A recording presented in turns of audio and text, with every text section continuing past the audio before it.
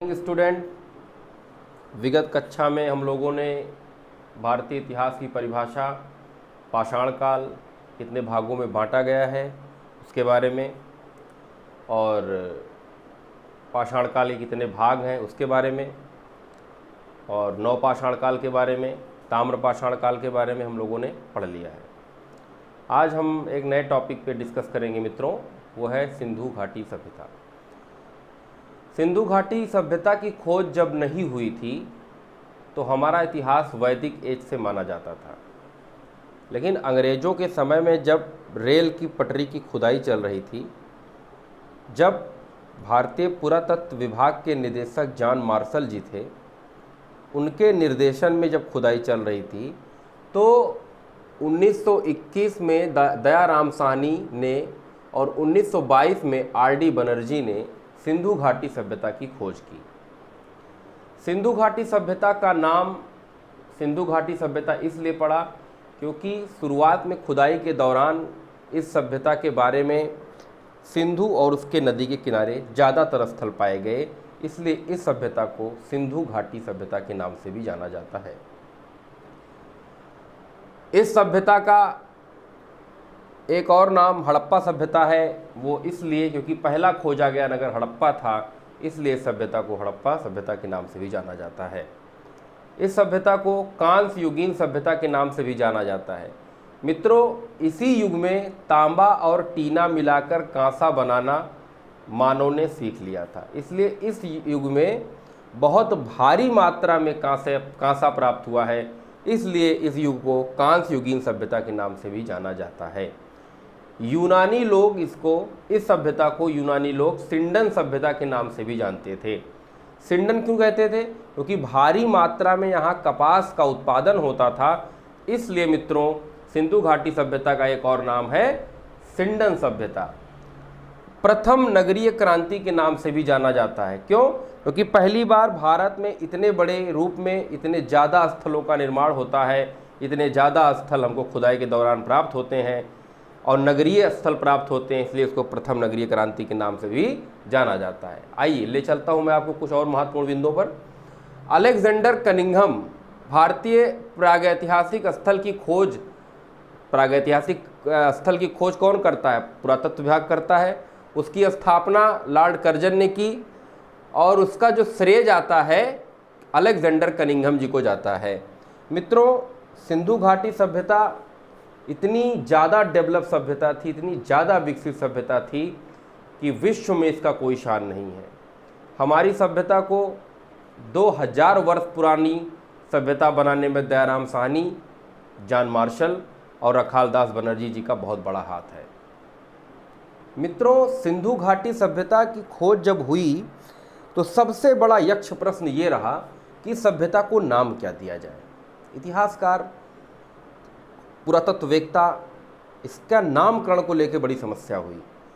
तो कई इतिहासकारों के मत के अनुसार ये सिंधु घाटी के पास ज़्यादा मात्रा में स्थल पाए गए शुरुआत में, इसलिए इसको सिंधु घाटी सभ्यता कहा गया। प्रथम नगरीय क्रांति क्यों कहा गया मैंने आपको बताया। सिंडन क्यों कहा गया मैंने आपको ये भी बताया।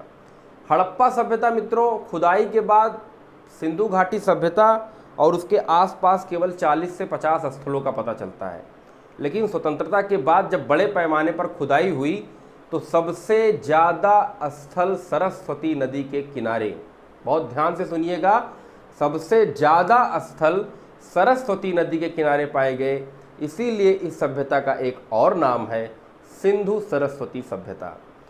मित्रों, ऐसा माना जाता है, मैंने आपको पहले भी कई संस्कृतियों के बारे में रूबरू कराया है, आहार संस्कृति, मालवा संस्कृति, कायथा संस्कृति, ऐसा माना जाता है कि इन्हीं संस्कृतियों में से कोई एक संस्कृति आगे चल के इतना डेवलप हुई और उसने इतनी बड़ी सभ्यता का निर्माण कर दिया। लेकिन ये एक यक्ष प्रश्न है, ये अभी कंफर्म नहीं है कि क्या ऐसा हुआ था, लेकिन ये यक्ष प्रश्न हम लोगों के डिस्कशन का विषय नहीं है। हम लोग के डिस्कशन का विषय है आज सिंधु सभ्यता।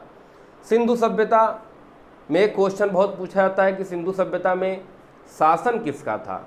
ऑप्शन 1 वणिक का, ऑप्शन 2 शासक का, ऑप्शन 3 ब्राह्मण का।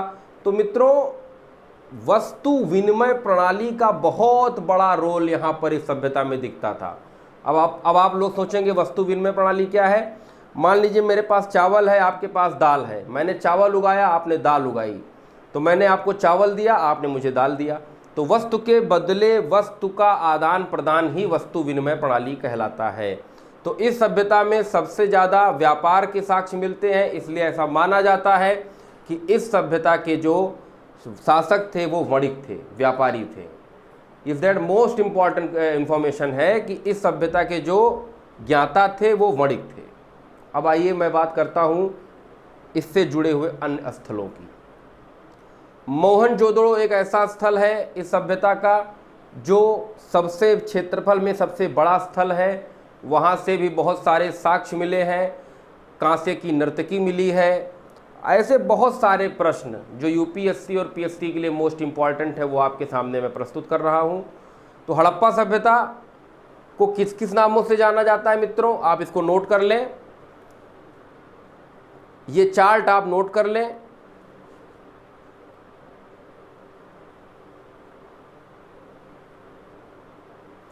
अलेक्जेंडर कनिंघम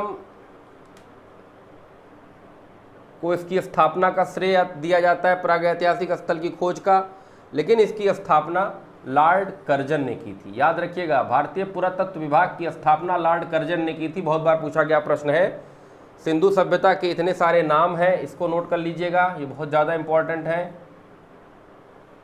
1921 में दयाराम साहनी ने हड़प्पा की खोज की थी मित्रों, तो इसको हड़प्पा सभ्यता के नाम से जाना जाता है। 1922 में रखालदास बनर्जी ने मोहनजोदड़ो की खोज की थी। पहला खोजा गया नगर हड़प्पा था, इसको हड़प्पा सभ्यता भी कहते हैं।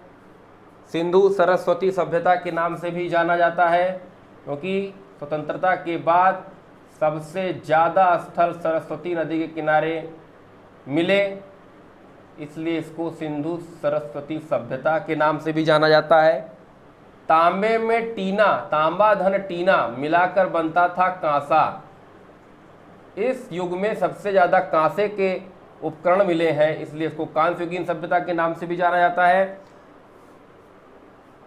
आप लोगों ने लिख लिया मित्रों। इस सभ्यता के जो व्यापार की बात मैं करूंगा, तो इस सभ्यता में व्यापार विश्व के हर देश से लगभग होता था। अफगानिस्तान से होता था, ईरान से होता था, इराक से होता था। मित्रों, इस सभ्यता में सबसे बड़ी समस्या निकल के इतिहासकारों के पास ये आई, पुरातत्ववेत्ताओं के पास ये आई कि इसका काल निर्धारण कैसे किया जाए। तो काल निर्धारण इसका बड़े पैमाने पर कुछ लोग 2500 से 1500 ईसा पूर्व मानते हैं। आर्य आक्रमण किए, वहाँ पर ये सभ्यता समाप्त हुई। कुछ लोग कहते हैं कि आर्यों ने सभ्यता को समाप्त कर दिया आक्रमण करके। तो इसमें बहुत सारे मतभेद हैं, बहुत सारे पॉइंट हैं। आज का विषय ये नहीं रहेगा, आज का विषय सिर्फ इतना ही है कि हम धीरे धीरे पढ़ें और अच्छी चीज़ों को पढ़ें। तो मैं कल के टॉपिक पर बात करूंगा सिंधु सभ्यता के काल निर्धारण के बारे में, कि कौन सा मत ज़्यादा मान्य है सिंधु सभ्यता के काल निर्धारण को लेकर। तो ये कल का विषय रहेगा। और आज मैं आपसे इतना बात कर रहा हूँ कि सिंधु सभ्यता और उसके सारे नाम, उसकी खोज, इसके बारे में आज हम लोगों ने बात किया। और ये टॉपिक बहुत इंपॉर्टेंट है, लेकिन इस टॉपिक को धीरे धीरे पढ़ने की कोशिश करिए, बहुत ज़्यादा हड़बड़ाने की ज़रूरत नहीं है। और एनसीईआरटी आप लोगों के पास हो तो एनसीईआरटी, प्लीज़ एनसीईआरटी से इस टॉपिक को पढ़ें। और आज का जो मैं प्रश्न दूंगा इतिहास का, वो आप लोग लिखिएगा, सिंधु घाटी सभ्यता, सिंधु घाटी सभ्यता की खोज, सिंधु घाटी सभ्यता की खोज किसने की और इस सभ्यता को सिंधु सरस्वती सभ्यता के नाम से क्यों जाना जाता है। तो प्रश्न आप लोगों ने नोट कर लिया और इसका जवाब हमको चाहिए मित्रों, क्योंकि प्री के ऑब्जेक्ट्स जितने भी क्वेश्चन प्री से बनते हैं मैंने आपको आज आपके सामने रख दिया। और इसके काल निर्धारण के बारे में कल की कक्षा में बात करूंगा, क्योंकि ये क्लास बहुत लंबी हो जाएगी। तो कल की क्लास में बात करूंगा सिंधु घाटी सभ्यता के काल निर्धारण को लेकर इतिहासकारों में कौन कौन से मत हैं। तो मित्रों, एक बार मैं फिर से आप लोगों से कहूँगा कि इस चैनल को सब्सक्राइब करिए, ज़्यादा से ज़्यादा लाइक करिए, कमेंट करिए और शेयर करिए। और वर्तमान समय में मैं हर दिन सोशल डिस्टेंसिंग को लेकर बात करता रहा हूँ कि भाई आप लोग सोशल डिस्टेंसिंग से थोड़ा सा सोशल डिस्टेंसिंग अपनाइए, दूर दूर रहिए, ज़्यादा किसी से मिलने की कोशिश न करिए।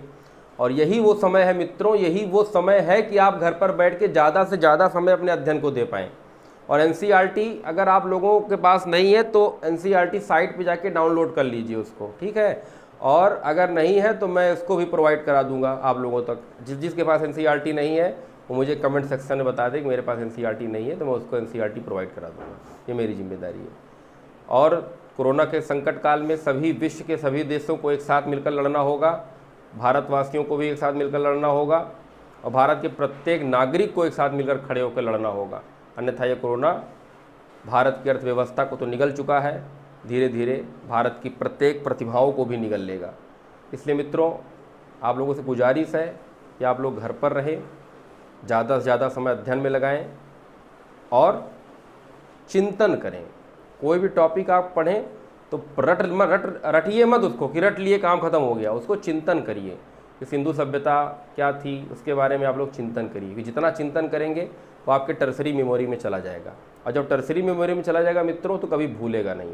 तो हम लोग यही करेंगे कि हम लोग ऐसे पढ़ेंगे कि हम लोग कभी भूलें ना। रटना नहीं है, कॉन्सेप्ट को समझना है, और जिस दिन कॉन्सेप्ट समझ में आ जाएगा उस दिन ये कभी भूलेगा नहीं।